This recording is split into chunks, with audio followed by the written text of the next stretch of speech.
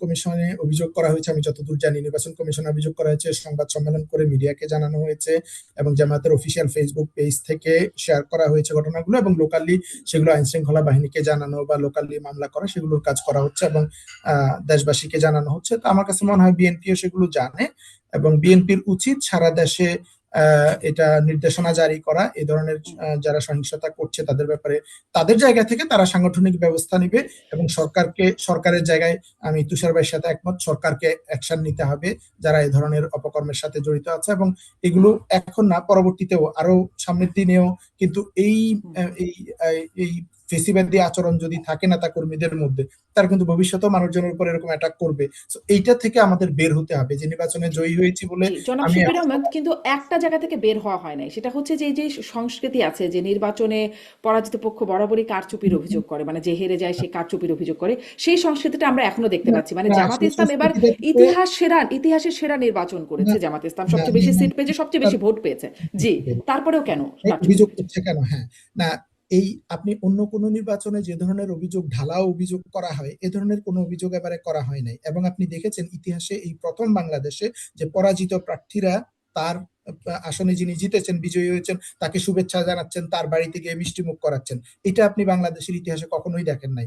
আমি অ্যাডভোকেট শিশির মনির ক্ষেত্রে দেখেছি, বগুড়ায় নূর মোহাম্মদের ক্ষেত্রে দেখেছি, তারপরে এবি পার্টির বেশরে ফুয়াদের ক্ষেত্রে দেখেছি, আরো অনেকেই এরকম তাদের প্রতিপক্ষ যিনি বিজয়ী হয়েছে তাকে এরকম শুভেচ্ছা ব্যক্তি জানিয়েছে। কেন্দ্রিক আমরা দেখেছি আসলে কিছু কিছু না, ঘটনা আগেও ঘটেছে। দলের জায়গা থেকে জামায়াতের আমির প্রথম দিনেই সংবাদ সম্মেলনে উনি বলেছেন, দেখেন ছোটখাটো বিচ্যুতি হয় নির্বাচনে, সেগুলো ধরে আমরা বসে থাকবো না, আমরা মুভ ফরওয়ার্ড করব।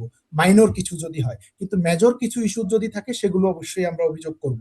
সো মাইনর ইস্যুস নিয়ে কোথায় ওই ছোটখাটো, যেমন ধরেন অনেক জায়গায় হয়েছে যে ব্যালট বই ছিনতাই করে নিয়ে সিল মেরেছে ধানের শীষে, কোনো জায়গায় কিছু সহিংসতা হয়েছে, দুই একটা কেন্দ্র দখল হয়েছে, এ ধরনের ঘটনা হয়েছে। জামাত কিন্তু এগুলো ধরে বসে থাকে নাই, যে এরকম কিছু টুকটাক বিচ্ছিন্ন ঘটনা ঘটতেই পারে, বরং জামাত বলছে আমরা দায়িত্বশীল বিরোধী দল হিসেবে দায়িত্ব পালন করব। মেজর যে অভিযোগগুলো আসছে কিছু আসনের ক্ষেত্রে, যেখানে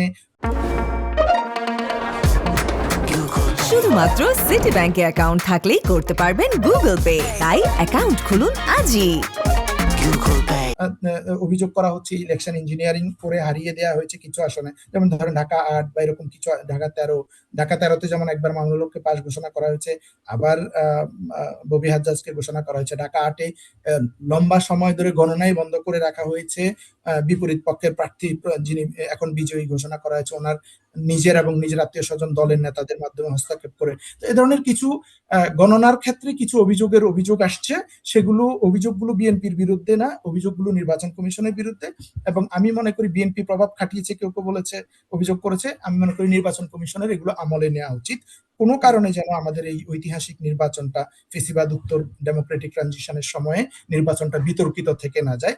এই অভিযোগকে আমি ঢালাওভাবে অতীতের যে অভিযোগ যে আমরা হেরে গেছি মানে আমি নির্বাচন মানি না, সূক্ষ্ম কারচুপি, স্থূল কারচুপি, বা আমি বয়কট করলাম, এই ধরনের কথা আমি দেখিনি। বরং জামাত ইসলামী থেকে বলা হয়েছে আমরা দায়িত্বশীল অপোনেন্ট হিসাবে আমরা ভূমিকা পালন করব। জি, আমলে নেওয়া উচিত বলছেন আপনি, কিন্তু আমি এটাও প্রশ্ন রাখতে চাই আপনার কাছে, আমলে নিয়ে কি মানে গেজেট প্রকাশের পর অতীতে আমরা দেখি নাই আর কি খুব বেশি যে কিছু করবার থাকে বলেও।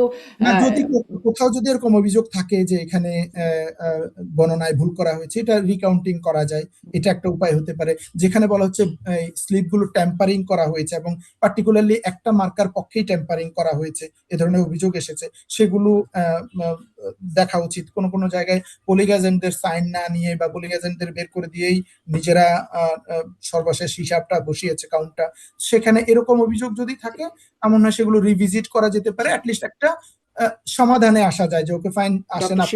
অনেক ধন্যবাদ, অনেক ধন্যবাদ। আমি ডাক্তার আব্দুল নূর তুষার আপনার কাছে একটু এটা জানতে চাই যে আসলে কারচুপির অভিযোগগুলোকে আপনি কিভাবে বিশ্লেষণ করছেন? আপনার কি মনে হচ্ছে যে 30টি আসনে কারচুপির মানে অভিযোগ করেছেন, ফলাফল বদলানোর বা ফলাফলের উপর প্রভাব খাটানোর অভিযোগ করছেন যে আমার জোট এর পক্ষ থেকে এটা বিশেষ করে বলা হচ্ছে, আসলে কি বলবেন এই অভিযোগ প্রসঙ্গে?